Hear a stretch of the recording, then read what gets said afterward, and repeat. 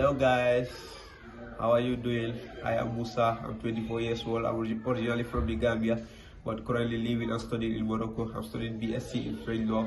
I'm in my second year. I'm going to graduate in 2026. Yeah, I'm here on Italki. I want to teach two languages, two most spoken languages in the Gambia, Wolof and Mandinka. Wolof is my native language, but Mandinka also, I speak Mandinka very well.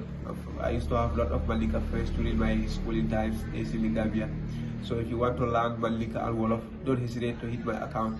I'm here to help you. Whether you are a Gambian living in the diaspora who want to learn his culture or the historical background of the Gambia, I'm here to get you through.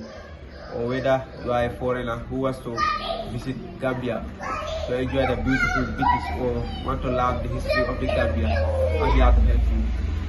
Jërëjëf si wolof man la Musa Cissé su fekkee wolof la bëgg a jànga mun naa laa jàngal wolof suma papa wolof la waaw dégg naa wolof bu baax soo bëggee jànga wolof you can hit my account dinaa la jàppale nga jànga wolof yi lafta Mandinka kamo falan karan la gele Musa Sele felenti be mako le Mandinka kamo karan whether you be Gambia lole be alon ko be diaspora to wala right foreigner lafta ka Mandinka kamo karan.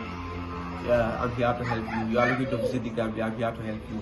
Yeah, please don't hesitate to hit my account. Let's embark on this beautiful journey together. Yeah, thank you. It's your boy once again, Musa.